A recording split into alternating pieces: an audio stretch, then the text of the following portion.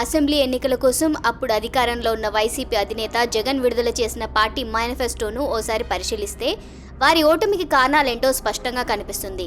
గత 5 ఏళ్లుగా తాము అమలు చేస్తున్న సంక్షేమ పథకాలకు కాస్త కేటాయింపులు పెంచి చూపించారు తప్ప అంతకు మించి మేనిఫెస్టోలో ఏమీ లేదు. అంటే రాష్ట్ర ప్రజానికానికి సంక్షేమ పథకాలు ఇస్తే సరిపోతుందని అనుకున్నారా? వారికి అంతకు మించిన అవసరాలు ఆలోచనలు లేవనుకున్నారా?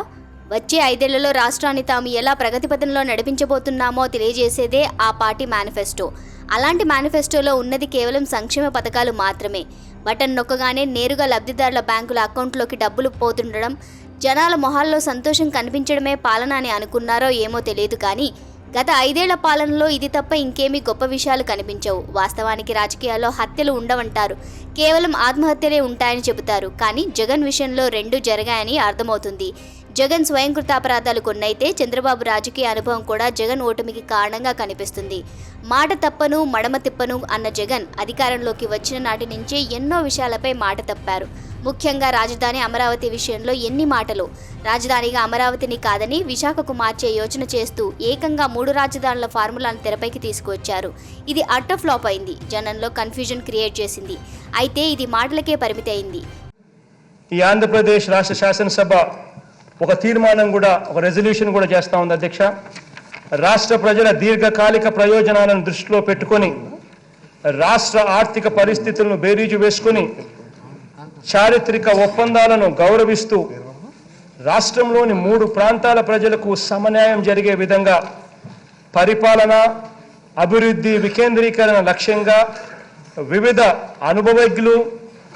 అనుభవజ్ఞుల కమిటీల సూచనలు పరిశీలించి రాజధాని విధులను 3 ప్రాంతాలకు విస్తరించడానికి నిర్ణయించడమైనది. ఈ నిర్ణయానికి అనుగుణంగా విశాఖపట్నం ప్రాంతంలో కార్యనిర్వాహక వ్యవస్థ కార్యాలయాలను, అమరావతి ప్రాంతంలో శాసన వ్యవస్థ కార్యాలయాలను, కర్నూలు ప్రాంతంలో న్యాయ వ్యవస్థ కార్యాలయాలను ఏర్పాటు చేయడానికి తీర్మానించడమైనది అని చెప్పి తెలియజేస్తారు. 5 ఏళ్ల పాటు రాజధాని లేకుండానే జగన్ పాలన సాగింది. ఇక మద్యపాన నిషేధం గురించి ఎంత చెప్పినా తక్కువే. అధికారంలోకి రాగానే 4 దశల్లో మద్యపాన నిషేధం అని చెప్పిన జగన్ ఆచరణలో మాత్రం వైసీపీ అనుచరణ గణంతో తయారు చేసిన నాసిరకం మందులతో ప్రజారోగ్యంతో ఆటలాడుకున్నారనే అపవాదు మిగిల్చుకున్నారు.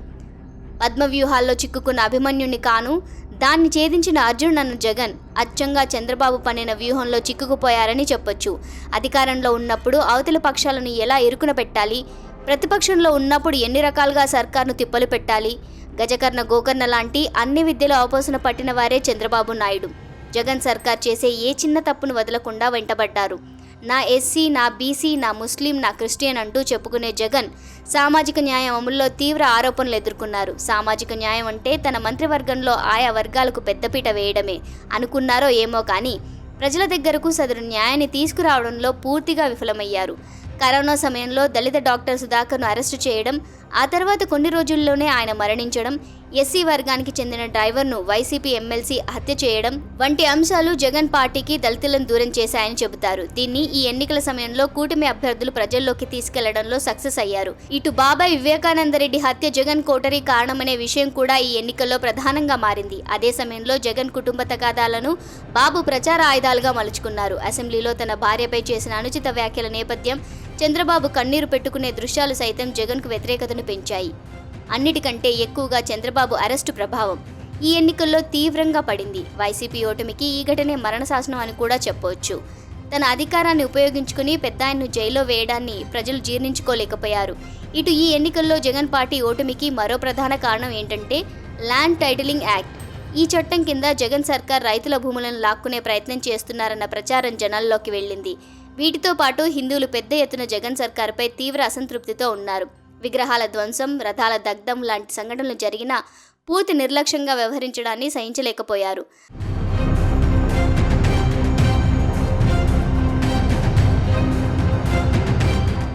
పైగా అలా జరిగితే ఏంటనే లెవెల్లో సహచర మంత్రులు చేసిన వ్యాఖ్యలను సైతం జగన్ పట్టించుకున్న పాపాన పోలేదు. హిందువులు పవిత్రంగా భావించే తిరుమల క్షేత్రంలో అన్యమత ప్రచారం జరుగుతుండడంపై కూడా తీవ్ర ఆరోపణలు, విమర్శలు వ్యక్తమయ్యాయి. ఏడుకొండలవాడి సమక్షంలో క్రిస్టియన్లదే ఆధిపత్యం కొనసాగుతుందని, టీడీపీలో ఉద్యోగాలన్నీ అన్యమతస్థులతో నిండిపోయిందని, చివరికి టీటీడీ బోర్డు చైర్మన్ పదవిని సైతం ఓ క్రిస్టియన్కే ఇవ్వడం కూడా హిందువులను జగన్ పార్టీకి దూరం చేసిందని చెప్పవచ్చు. ఉద్యోగాలు, జాబ్ క్యాలెండర్ గురించి ఎంత చెప్పుకుంటే అంత మంచిది. ఎన్నికలు దగ్గర పడుతున్న వేళ మెగా డిఎస్సి వేస్తామంటూ చివరకు తక్కువ పోస్టులతో ఓ డిఎస్సి వేసినా అది వాయిదా పడింది. దీంతో అన్ని వర్గాల్లో జగన్ పాలనపై తీవ్ర అసంతృప్తి వ్యక్తమైంది. ఎన్నికల్లో ఇంతటి ఘోర పరాభవానికి కారణమైంది. కొన్ని స్వయంకృతాపరాధాలతో ఆత్మహత్యగా, చంద్రబాబు చాణక్య వ్యూహంలో చిక్కుకొని హత్యగా రాజకీయాల్లో జగన్కి 2 అనుభవంలోకి వచ్చాయి.